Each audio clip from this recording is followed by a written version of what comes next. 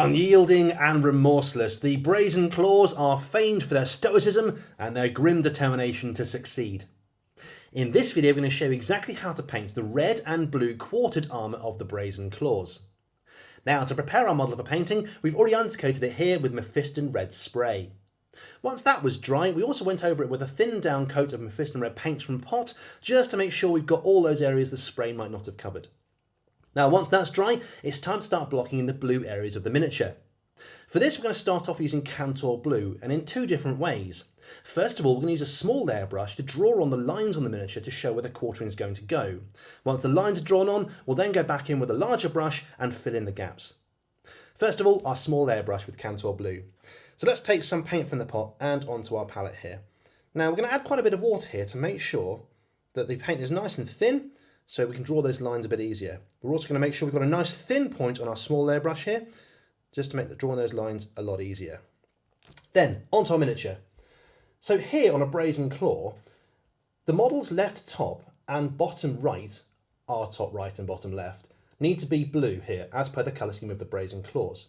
So what we're going to do here is start by drawing lines onto the miniature, using points on the model we know are in the middle, such as this ridge on the faceplate here. We'll draw that up there like so.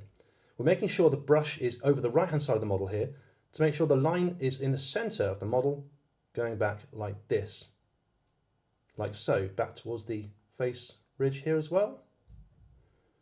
On the back of the model, on the backpack, it's a lot easier here as there's lots of rivets and things to draw the line with. So we're going to use those as guides, drawing that line down the centre like so, making sure the paint is towards the left hand side of the model here. Then over here, we're just drawing the same down there. You can see we're just drawing a nice thin straight line like so. We're going to do that over the top of the backpack too. On the bottom of the miniature, here on the groin plate, we'll draw a central line, this time with the paint on this side of the model, like so. Going down like that in the centre. And then we'll fill in the bottom here as well. Now, chances are that you're not going to get a perfectly straight line when you're doing this, so you might need to go back later on with the Mephiston Red paint and correct that. That's not a problem. Then we're going to grab our medium layer brush and just fill in those areas of the model up to and including the line itself. Again, be as neat as you possibly can here. Don't go over into the red areas if you possibly can, but if you do, we can always go back later on and correct it with Mephiston Red. Okay, there we go. We've blocked in the blue on our space marine. You can see that the lines are nice and straight, and now it's time to move on to the next stage. Alright, up next, let's shade in those blue areas, and for this, we're going to use a contrast paint, Black Templar, as it's perfect for this job. Grab your small layer brush for this. Let's take some Black Templar from the pot and onto our palette. Now here we're making sure we're keeping our brush nice and pointy, and we're not going to thin this down as Black Templar comes pre-thinned. Make sure we've got a nice point on the brush, then it's onto our miniature. Here, we're applying this shade into the recesses of the blue armour, so very carefully bringing our brush back into the recesses like so, all over the model like this. You'll note the contrast paint falls nicely into the recesses like this and will give a really cool contrast effect. Be as neat as you possibly can all over the model, but don't worry if you make a mistake, you can always go back and correct it with your Cantor Blue. With that done, that's the blue sections of our armour shaded. Alright, up next, let's highlight the blue armour up. We're going to start with a highlight of Canador Sky first, and once that's applied, a second highlight of Lothern Blue over the top of that nearer the edges of the armour. For both of these, we're using our small layer brush. Let's take some Canador Sky from the pot and onto our palette here. Now, for a highlight like this, we're going to be thinning it down quite a bit to make sure it goes on real smooth and also quite subtly.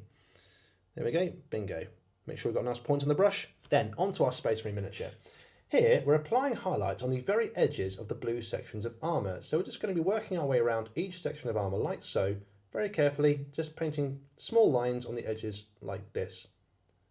Now, take your time on this. It's going to take you a little while to do the entire blue sections, but don't worry, it's really worth spending your time to get nice, neat highlights.